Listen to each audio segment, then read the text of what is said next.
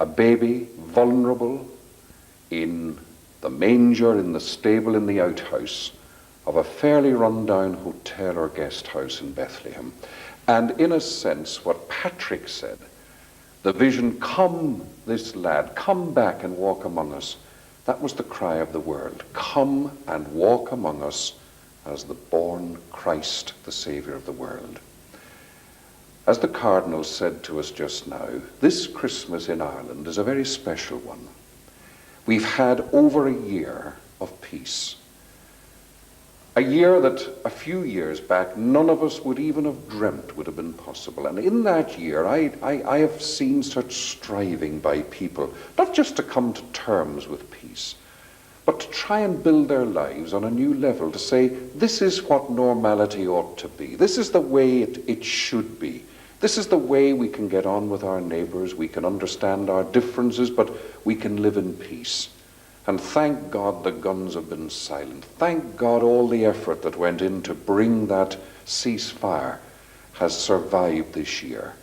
And this Christmas, I'm very conscious, as I'm sure we're both conscious, that people's hearts and minds throughout Ireland are centred not just on immense thanksgiving for the peace, but people are beginning to say, how do we make this real? How do we make it last? How do we make it permanent?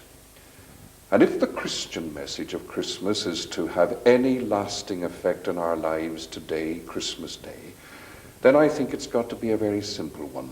Just as Patrick had this vision of Ireland calling him to come back as a lad and walk among us and be with us, so the cry of Ireland today has to be, Christ, come back, walk among us, shed your light in our hearts, shed your light in our homes, shed your light in our communities.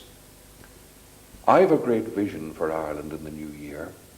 It may be a very personal vision, and somebody will say, well, he's very ambitious to have that vision. But the vision I have is the one that comes to me in my prayers. Ireland has had its Gethsemane. Ireland has had its darkness of the crucifixion. And every one of our communities has had that experience, the death of loved ones, the injury to hearts and minds and bodies of people that we care for and love. And now we have had this miracle of peace.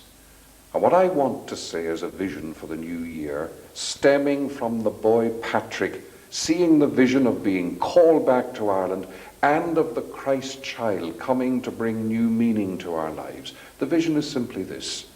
We've got to stop being peace lovers. We've got to stop saying, isn't it wonderful to have peace? Isn't it wonderful to sit back and not worry about a car bomb, to worry about a murder, to worry about that sort of terrible, terrible barbarity? What we have got to say and mean it is that the past is behind us and we're never going to go back to it. And we're now in this process of healing, healing with all its meaning, healing with all its colour and comfort and compassion, because the Ireland of the new year, that's the vision. An Ireland that's being healed, and an Ireland that never wants again to go back to those dark days. And so, in that sense, in the sense of Jesus walking in Ireland, Patrick coming back as a lad, may I wish you a very, very happy and peaceful Christmas and God's peace in the new year. And we both say, God bless you all.